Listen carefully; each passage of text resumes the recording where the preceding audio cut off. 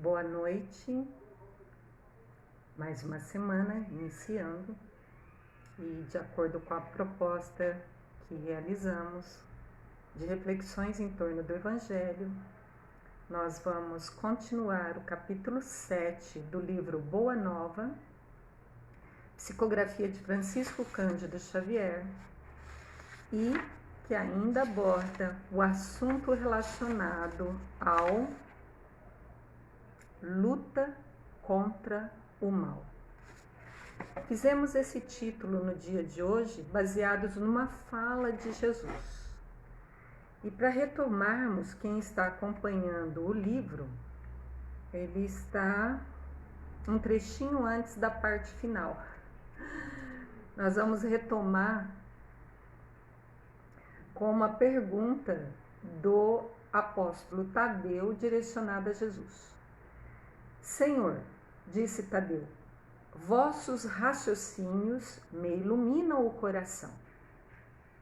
Veja que a proposta do Cristo é essa. Não é falar ao cérebro, mas é falar ao coração. E o objetivo do Cristo foi atingido com Tadeu, na primeira parte da fala, porque Tadeu se refere da seguinte forma: Senhor, sua fala me ilumina o cérebro. Não. Os ensinos crísticos é para o coração, é para sentir, não é para celebrar. De acordo com uma carta de Paulo, que temos o cérebro inchado, mas os corações atrofiados. Então, o objetivo dos ensinos crísticos, que são verdades imortais e universais, é falar ao coração. Então, a primeira parte do diálogo de Jesus com Tadeu foi atingida, porque Tadeu se refere aos ensinos, à iluminação que ele recebeu a nível de coração. Mas, e aí a gente já teve a oportunidade de tratar dessa conjunção adversativa. Tudo que vem depois do mais, todavia, entretanto, contudo, portanto, acaba desmerecendo ao que estava antes falado. Então, mas, continua Tadeu, significa que Tadeu ainda não estava saciado nas suas dúvidas mais íntimas.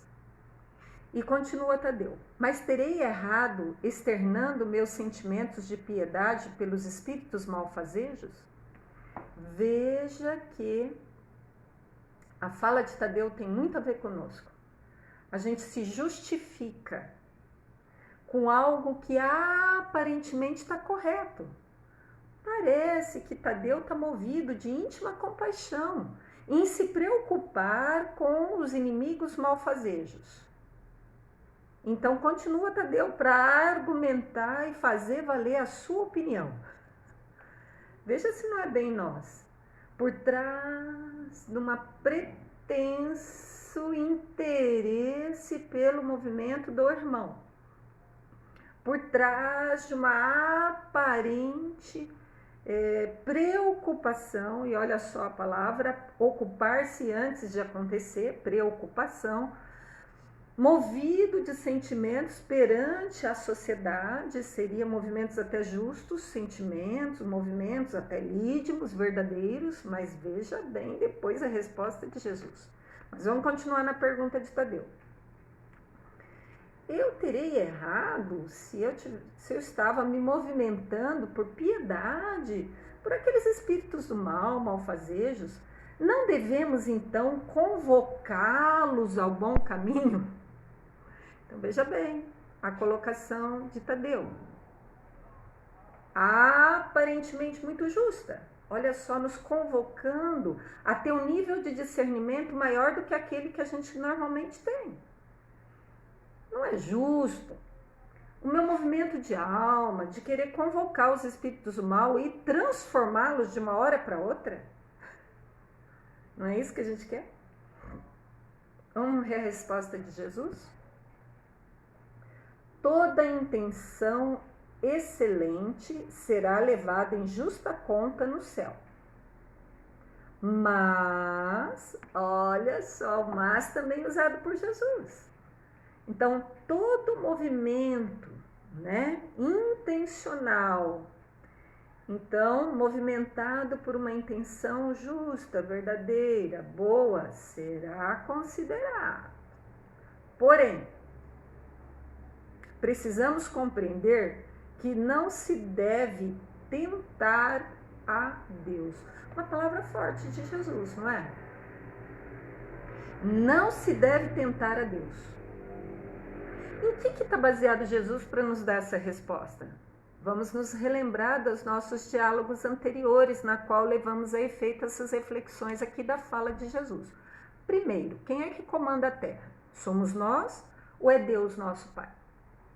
Segundo, cabe a nós, a golpes de palavra, a golpes do nosso bem-querer, tentar violentar um ser que está atuando intencionalmente em lides não justas, não verdadeiras? Segunda colocação de Jesus é algo para a gente se refletir, se pensar. Não devemos tentar a Deus, porque lá atrás Jesus nos disse que existe um amor, uma essência maior de amor do que a de Deus para conosco, e se deixa o outro ser operar como ele está operando, sem interferir diretamente, deixando-o ser de acordo com as leis que o próprio Deus estabeleceu.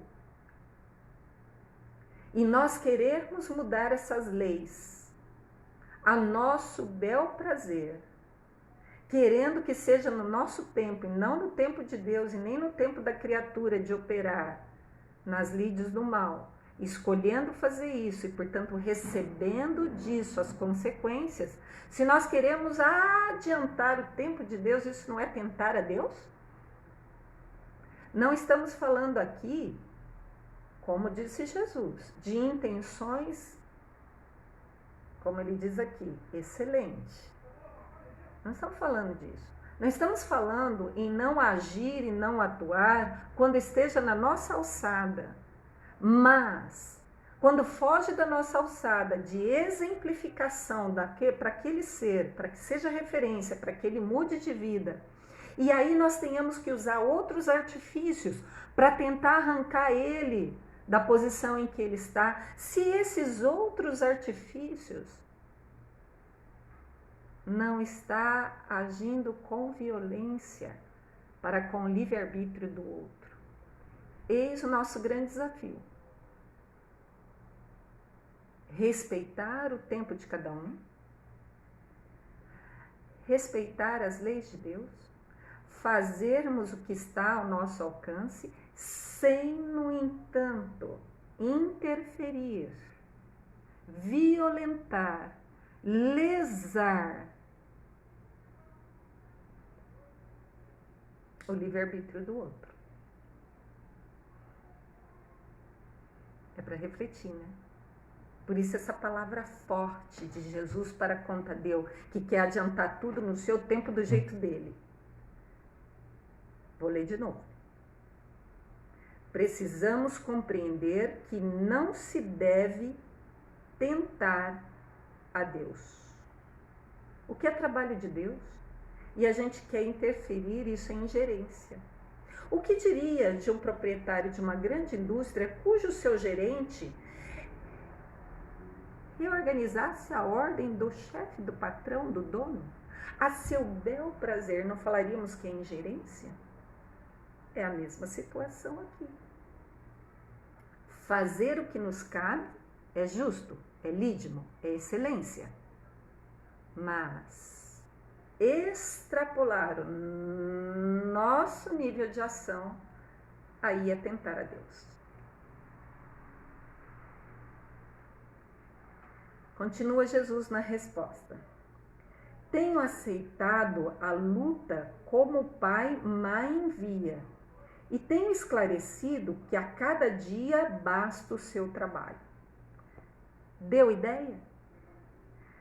Jesus, um Cristo, um ser no mais alto grau de evolução e o mais próximo a Deus que a Terra teve notícia. Ele fala que tem aceitado a luta como o Pai a envia. Então, o que nós queremos inverter a ordem da situação. Porque isso é o mal.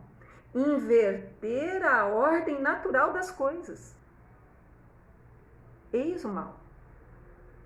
Portanto, quando invertemos a ordem natural, eis o erro, o falho, o pecado, seja lá como quiserem chamar. Mas é operar contra a ordem natural das coisas. Vou lembrar um livro chamado Libertação, psicografia também de Francisco Cândido Xavier, pelo espírito de André Luiz. Nesse livro fala do resgate de uma alma, de um ser ligado ao mal, um chefe de organização das trevas no mundo espiritual. E do movimento de alma de uma mãe desse ser, Matilde. Matilde vai a Gúbio e pede para Gúbio auxiliar o processo de resgate de Gregório, tirando daquela situação em que ele se encontrava. Gregório, um chefe de trevas já há séculos. Gúbio, o benfeitor espiritual, vira para Matilde e pergunta assim: por que achas que está no tempo de resgatar Gregório? Veja que cada um tem o seu tempo.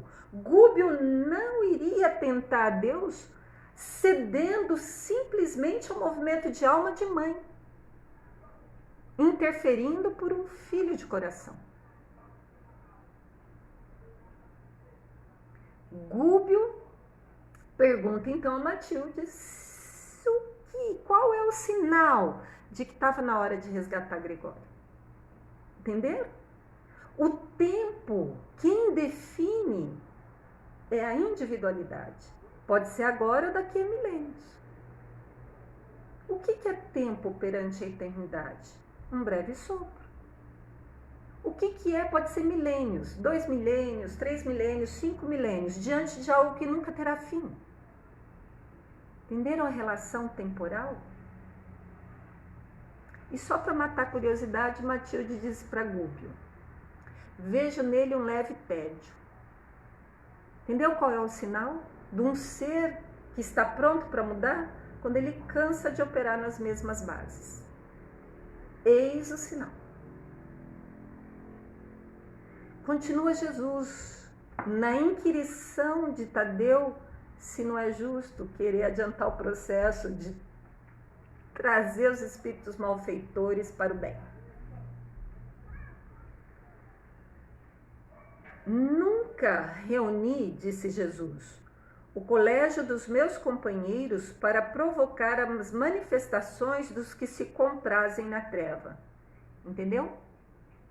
Jesus nunca reuniu os amigos, os companheiros, aqueles que já estão com alguma consciência desperta, que já estão com o ego cedendo aos seus próprios quereres para um querer maior. Nunca Jesus convocou a esses seres para manifestar, como ele diz aqui, ó,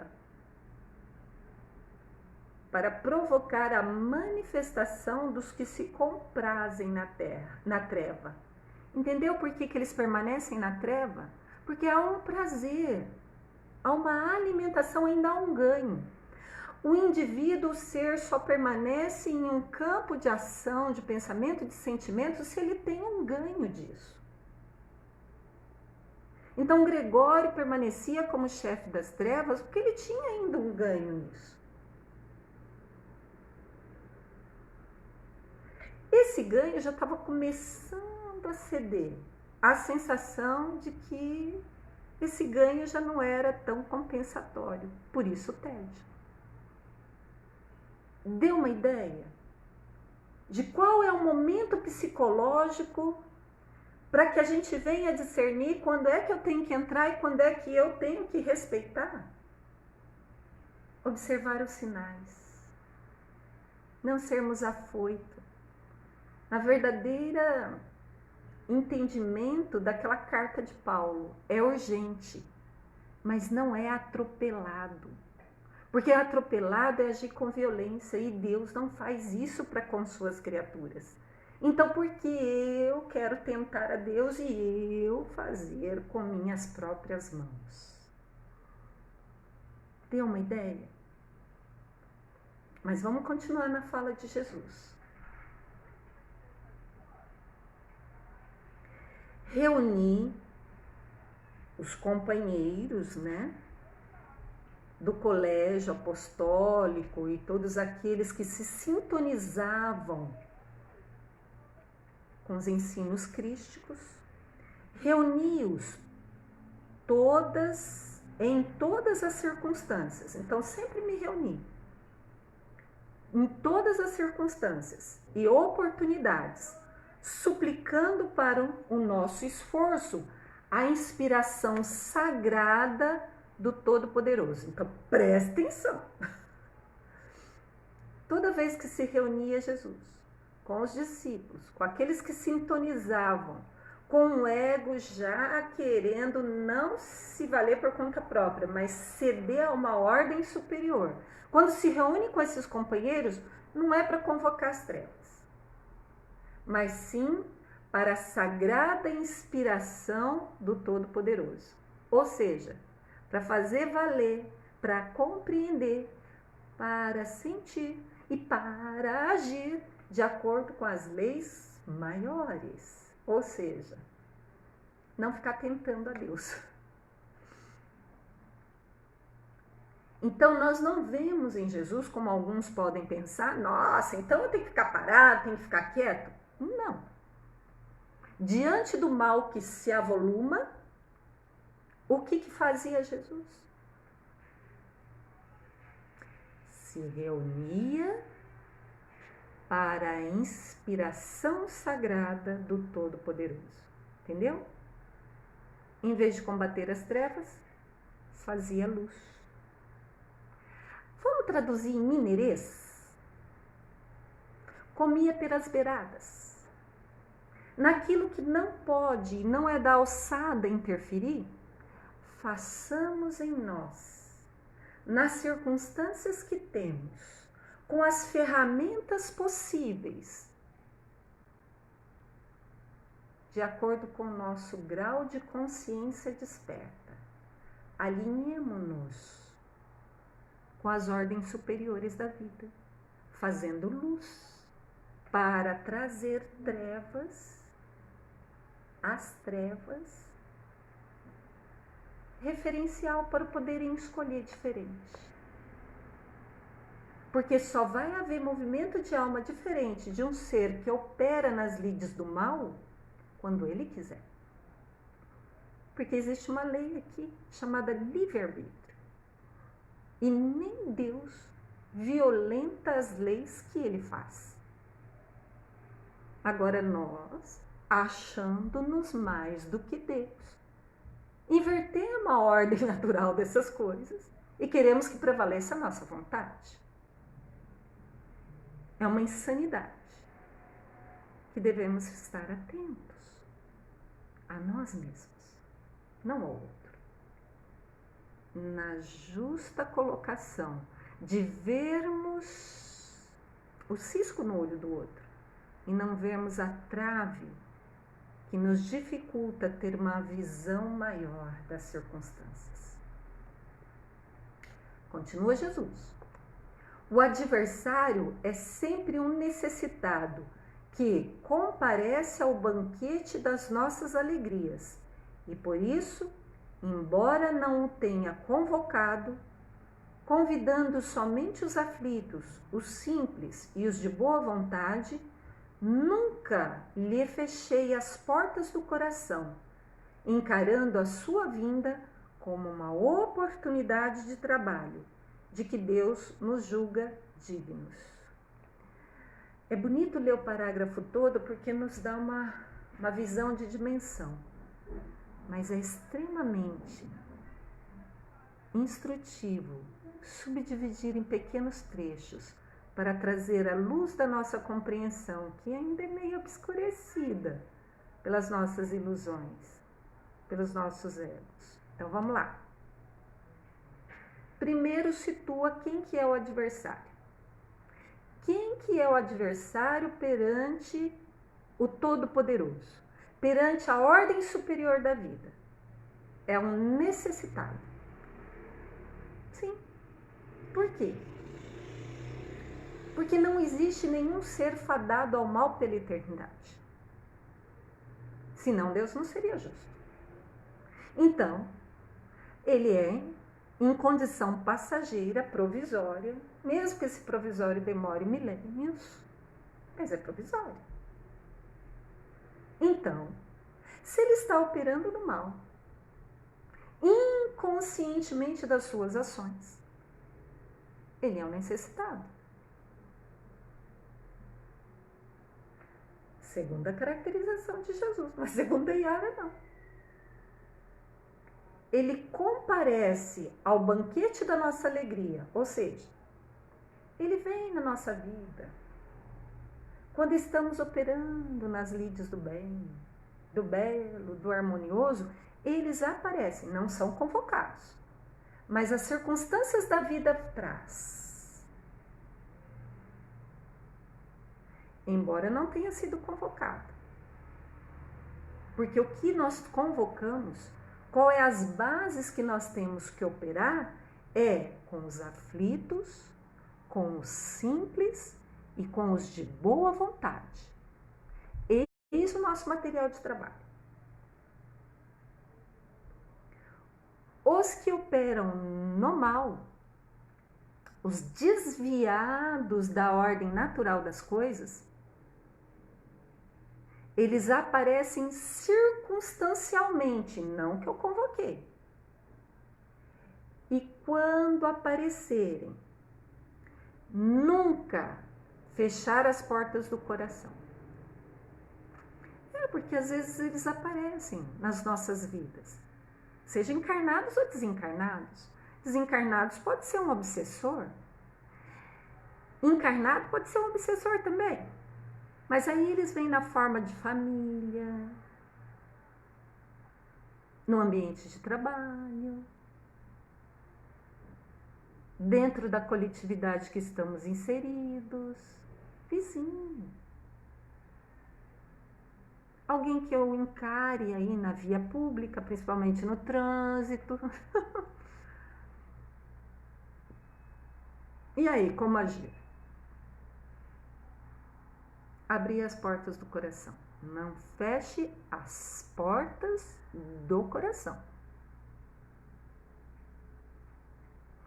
Encarando a sua vinda como uma oportunidade de trabalho. Entendeu? Não vê-los como inimigos. Encare assim. Uau! A vida me trouxe. O que eu tenho que fazer com isso? De acordo com o meu campo de consciência desperta. Ele vai ser o joio a reforçar em mim o trigo que eu estou escolhendo ser. Porque ainda na terra, a gente cresce junto com o joio. E olha o detalhe final da frase de Jesus. Encare a sua vinda como uma oportunidade de trabalho, de que Deus nos julga dignos. Olha só! Não é ser masoquista, não. Mas devíamos encarar com alegria. Porque se aparece na nossa vida seres dessa natureza, é porque nós já estamos operando nas bases do trigo, do que é lídimo, do que é verdadeiro.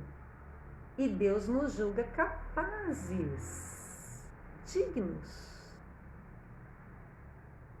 de transmutar essa situação. Fazendo jus àquele ditado popular. Chega limões, a gente faz uma limonada. Tem uma ideia? Lembrando que Jesus está transcorrendo, debulhando com muita fraternidade esses ensinos, porque Tadeu queria convocar os malfeitores todos de uma vez e impor para que eles se convertessem.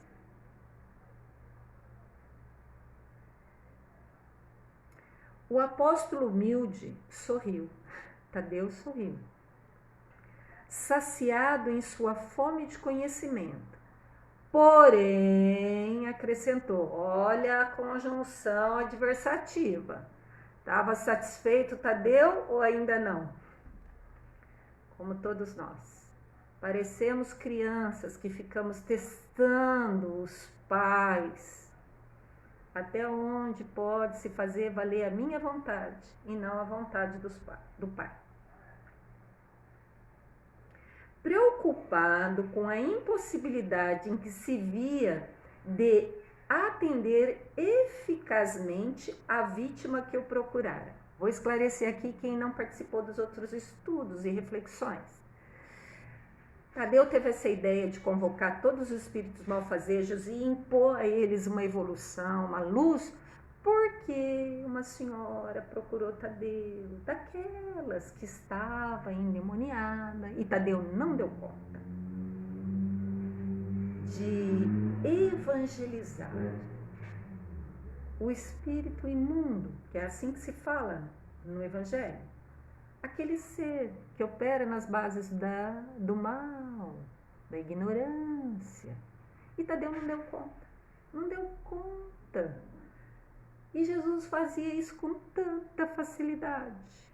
Então, Tadeu vira para Jesus e pergunta: Senhor, vossas palavras são sempre sábias.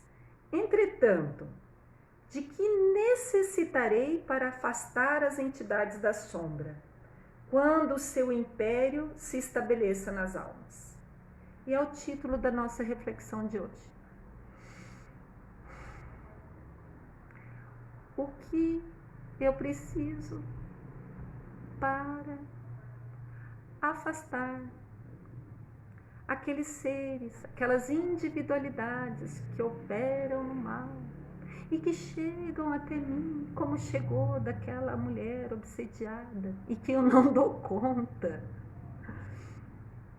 O que eu tenho, o que eu necessito para afastar as entidades das sombras? E o que nos muito interessa é a resposta do Cristo. Vamos mergulhar nela? Voltamos assim ao início das nossas explicações. Retrucou Jesus. Pois para isso, ou seja, para eu conseguir influenciar um ser que está operando nas bases do mal, necessita edificar o reino no âmago do teu espírito. Ou seja, sermos trigo em essência. O trigo é o simbolismo do alinhamento do nosso pensar, sentir e agir alinhados com as leis divinas. Quando nós escolhemos ser trigo, mesmo que o joio estiver crescendo junto, aí a gente vai conseguir influenciar o joio a ser algo diferente. Sendo este o objetivo da vida. Então, o objetivo nosso, para que nós estamos aqui na Terra? O que devemos fazer? Qual é o meu papel? Muitas pessoas vão falar, casar, ter uma família, ter filhos, construir uma casa. Tá, isso é ferramenta para estabelecer o que nunca vai passar, porque filhos vão crescer, a casa vai envelhecer, você vai deixar esse corpo físico, eu também. Mas o que é real, qual é a construção real, que é válida mesmo depois que tudo isso que é material deixar de existir. É alinhar-nos, é construir-nos segundo o que não vai passar, ao que é real, que é verdadeiro, que é justo. Só a luz do amor divino é bastante forte para converter uma alma à verdade. Entendeu? Como é que influencia, inclusive esses seres que aparentemente nunca mudarão. Aparentemente, viu? Porque a eternidade é para todos. E nenhum ser, nenhuma ovelha se perderá.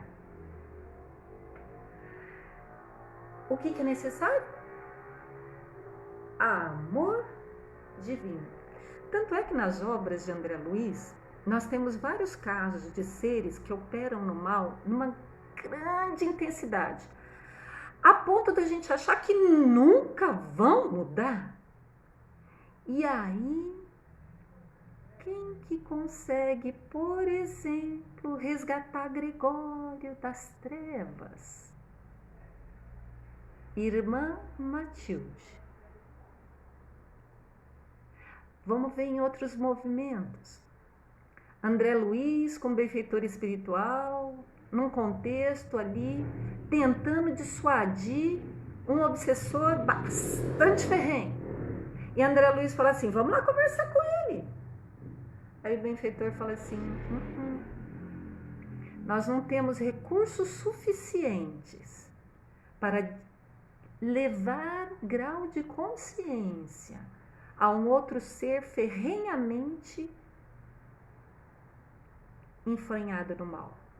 Aí André Luiz fala assim, mas como? E aí, vamos ter que deixar dessa forma? Aí o benfeitor fala, vamos lançar mão da irmã Clara, cujo material de amor é suficiente para converter. Deu uma ideia do que é esse amor divino? Que aqui está simbolizado nas obras de André Luiz como movimentos femininos. Não que mulher seja regra, mas movimentos de amor genuíno. Daquele que dá sem querer receber. É isso. Daquele que dá, independente se o indivíduo vai aceitar ou não, vai se converter ou não. Aquele que fala, mas vibra no que fala. Porque é o exemplo que arrasta e não a fala que modifica. Deu uma noção? Nós encerraremos as reflexões de hoje com essa questão que é o amor verdadeiro que consegue arrastar corações que estão na noite das ilusões. Abraços fraternos, amigos. Até quarta-feira.